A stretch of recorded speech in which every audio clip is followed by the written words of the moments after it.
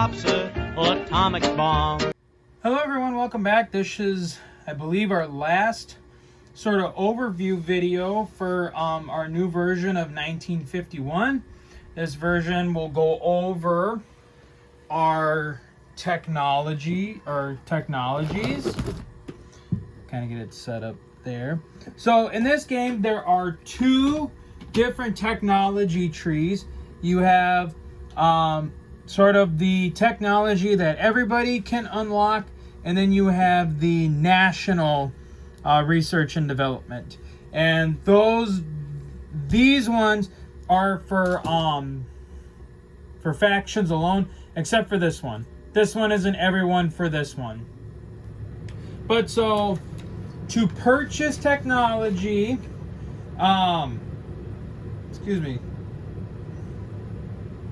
So technology dice, same as diplomatic influence, you'll spend 10% of your IPC. That is, 10% of your IPC based on the income chart.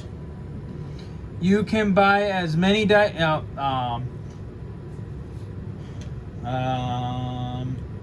Just going over real quick. Yep. So you just pay 10% for however many dice you want. Unlike Axis and Allies, you get to pick which one. You can only do one technology per turn. So you get to pick which one you want, roll, and on a 6, you break through. Any other, you fail. Some technologies from 1940 have made, from like Axis and Allies 1940, have made their way into this tech tree. Some that were on the 1941 are gone because they've been considered brought into the game now. So we'll kind of go over each one by one. So first one is increased factory production. That's the same as Axis and Allies. That's the same as Global 40. If you succeed at that, major factories can produce 12 units, and minor factories can produce 5. When repairing damage, 2 damage markers can be removed for the cost of 1, and the maximum damage is not increased. Number 2, war bonds. Same thing as Global 40. During the collect income phase, roll 1 dice and add that result to the final income that you are getting. Next one, advanced submarines. If you unlock advanced submarines, all the stats, most of the stats will go up. So a submarine's attack value will be 3, its defense value is 2, and it has an attack movement of 3. Its non-combat move does not go up. Its non-combat movement will stay at 3. Number 4, improved air transport. This is basic. Improved air transports. You could also call it heavy transports, because historical board gaming does have heavy transport pieces for certain nations that you could carry over into this game if you wanted to. But basically, improved air transports allows you to conduct airborne attacks with 3 airborne infantry, or you can transport up to 3 units during the non-combat turn. Next, heavy bombers, same as Global 40. For each bomber, you now get to roll 2 dice and pick the best result. And the last one for Breakthrough Chart 1 is radar. This will allow your aircraft to scramble up to 2 spaces away. So I guess in reference, if you want, say Russia had some planes stashed here in Romania, and the Allies went forward into East Germany. Russia could scramble planes from Romania to come to the defense of East Germany. That's what radar gets you. Okay, so that's Breakthrough Chart 1. Now we'll go to Breakthrough Chart 2. First one is heavy tanks. basically allows your nation to build heavy tanks. Again, the United States, it's the M48 Patton. For NATO, it's the Centurions. For SATO, it's the Churchill heavy tanks. The Soviet Union is the T-54, 55. And for China, the Joseph Stalin 2s. The stats for heavy tanks are... Well, where did I put it? Okay, your stats for heavy tanks. Heavy tanks cost 8 IPC. They have an attack of 4, a defense of 4. They have a non-combat movement. They have a movement of 2. However, they cannot blitz. But so basically, in practice, here I'll just kind of use a NATO tank. I'll just use a regular tank, but this is just for show. So let's say NATO. Let's say NATO owned Archangel, and they wanted to go into an attack against Russia. Heavy tanks cannot blitz through enemy territory. They can only blitz here. However, if Vologda was already NATO owned, then they could go 1-2. Basically, heavy tanks cannot blitz through enemy territory, but they can quote unquote blitz through friendly territory because they have built up the infrastructure for those heavy tanks. At least that's kind of how we're kind of I guess you could say justifying it. All right, number 2, advanced sonar. For advanced sonar, when a destroyer is present, submarine attack values or submarine attack. Yeah, I apologize. I got tongue-tied here.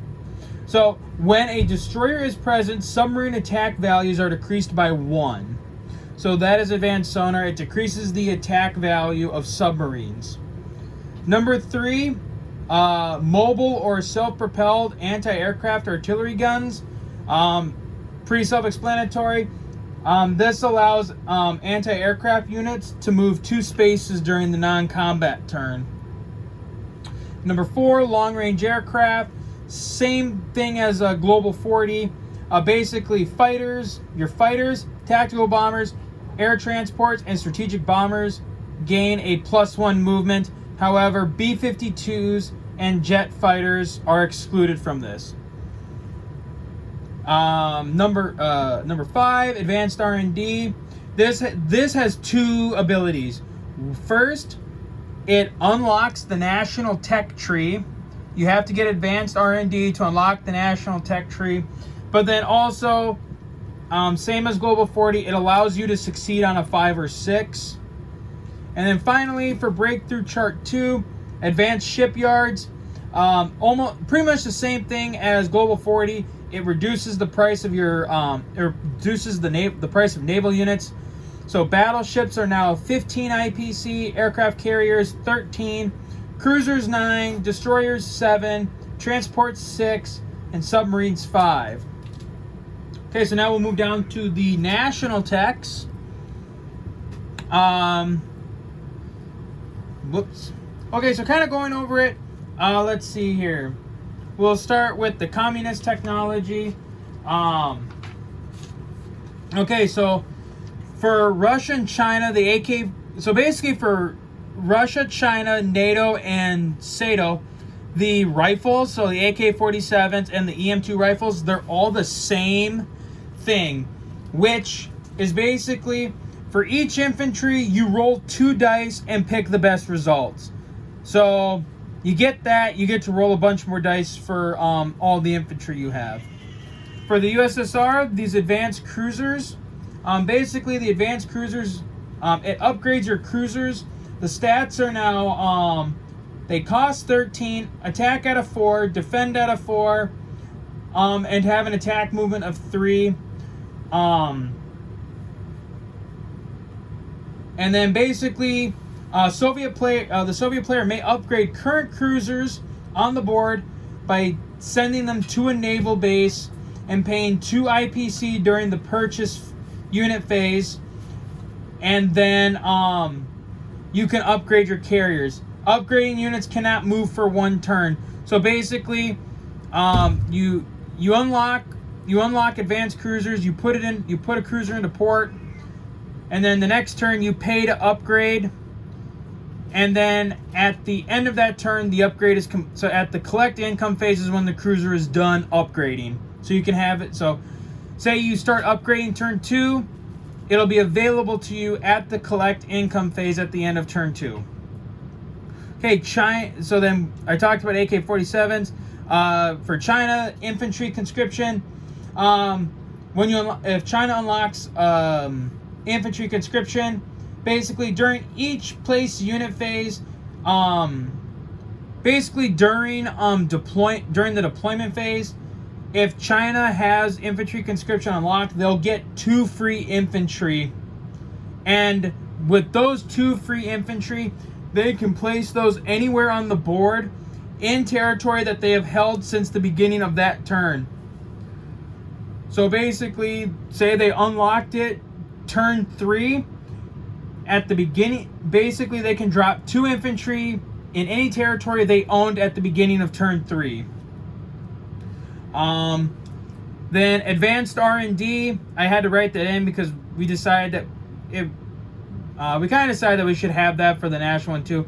Advanced R&D gives you the ability to succeed on a 5 or 6.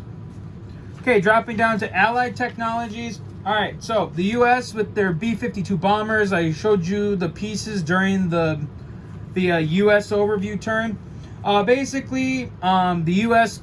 is now allowed. The U.S. has the ability to purchase B-52s.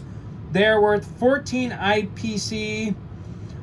Their stats are: they attack on a 5, they still defend on a 1, can move 7 spaces, and can carry up to 2 atomic bombs. So your standard, so for the United States, their standard strategic bomber can only carry 1. A B-52 can carry 2. Can carry 2 strategic bomber, or can carry 2 atomic bombs.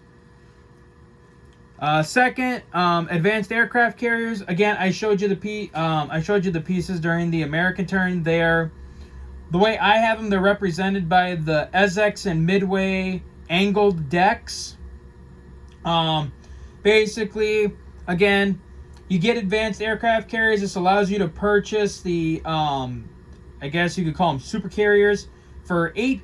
They're worth 18 IPC, or you can, just like the Russians, you could put your carrier into port, pay 2 IPC to upgrade, and then it is, you pay 2 IPC to upgrade it. It stays frozen for the turn. It can be attacked. Same with upgrading cruisers. Like, you could technically attack units that are upgrading, and they'll still get their defense value to try and save themselves. And then also with advanced aircraft carriers, they can also carry up to 3 aircraft instead of 2. Okay, going over, so I explained the EM2 rifles. For NATO atomic bombs, pretty straightforward. You unlock that. That gives NATO the ability to purchase atomic bombs at 25 IPC. And then finally, for SATO, again, talked about the EM2 rifles. Surplus destroyers. Basically, that's another sort of that's another discount that SATO gets for destroyers. So basically, SATO unlocks that. It reduces the prices of destroyers by 1 IPC. So, I mean, if SATO were lucky enough to unlock both advanced shipyards and surplus destroyers, that would mean destroyers would be worth 6 IPC. Or, yeah, SATO could buy destroyers at 6 IPC a piece. So, that is the technologies. And that basically concludes our overview series. I apologize if I talked too fast. I don't think I did. But if I did and you have questions, leave questions in the comments below. Like the video, share the channel with people. Just trying to see if people are, wanting to see if people are sort of interested in this. Not sure when we're going to do another playtest, or at least have a playtest that we'll be able to put on the channel. We are thinking of maybe doing just like a small playthrough on December 2nd. If any of you follow, I can put the link in this. If you are part of any of the Axis and Allies Facebook pages, I may be posting updates of the game on there. And again, I'll provide a link to the group in the description below. So if you guys want to see more about this game and see the progress of it, join the group, and if December 2nd ends up working out and we do a playtest, then you guys can see how the game goes at that point. So yeah, that's pretty much it, guys. Hope you enjoyed the video. Again, if you have questions, go ahead and ask them in the comments. If you have any if you go through all the videos that we've done and you've got suggestions, put them in the comments. We're always looking for suggestions, ideas. So yeah, thanks a lot, guys. The next time we do a quote-unquote YouTube war, I'll put an announcement out so you guys can follow along with it. So yeah, guys, until next time, take care.